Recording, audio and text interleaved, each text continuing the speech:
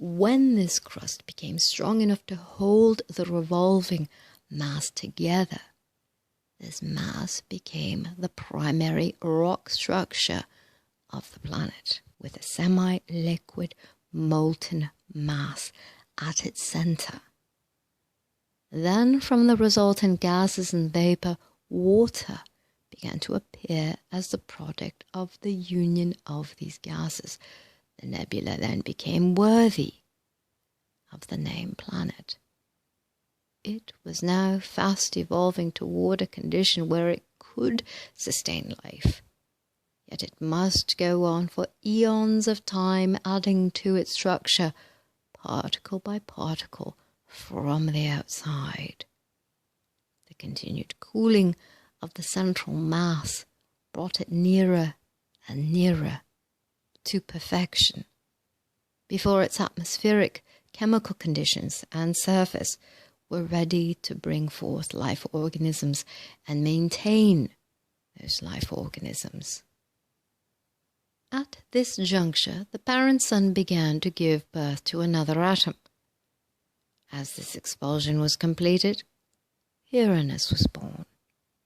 The extra force emitted with the expulsion threw Neptune out of its cradle, or smaller orbit, into a more extended one.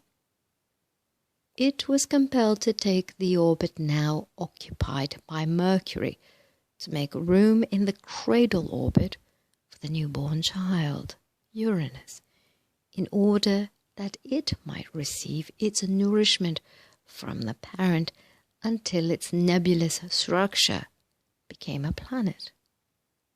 Again, conditions settle down and go well for a long period of time. Neptune, the first child, is growing up and coming nearer to the conditions where it can support life. In fact, amoebic forms are appearing in its clouded, brackish water or inland seas. Then another atom is ready to come forth, and Saturn is born. The extra force given out at the time of this expulsion sends Uranus out of the cradle orbit, and also it sends Neptune out of the orbit now occupied by the planet Venus. Neptune was now sufficiently cooled and its surface developed to a stage where it was able to support life. It was upon this planet, as it occupied this orbit, that the conditions for the support and nourishment of human life which the Earth enjoys today were brought to the stage where the human life element could attach itself to the select amoeba necessary for the support and manifestation of the human form. Thus came into existence the first human race, not the animal amoeba, but the human amoeba, the amoeba of selective type and character, with intelligence that could and did shorten the process of evolution.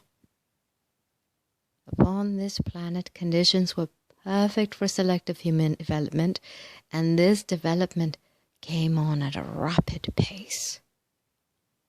There were no lower animal organisms. Thus, animal life did not develop. The planet was occupied by superior human beings who rapidly developed into a perfect human race who were all able to supply and support themselves directly from cosmic or aqueous substance. Thus, they would have been termed gods upon this earth. Many of the legends and myths of today have their inception and are built around this great people. They were exactly like the principle that brought them into existence.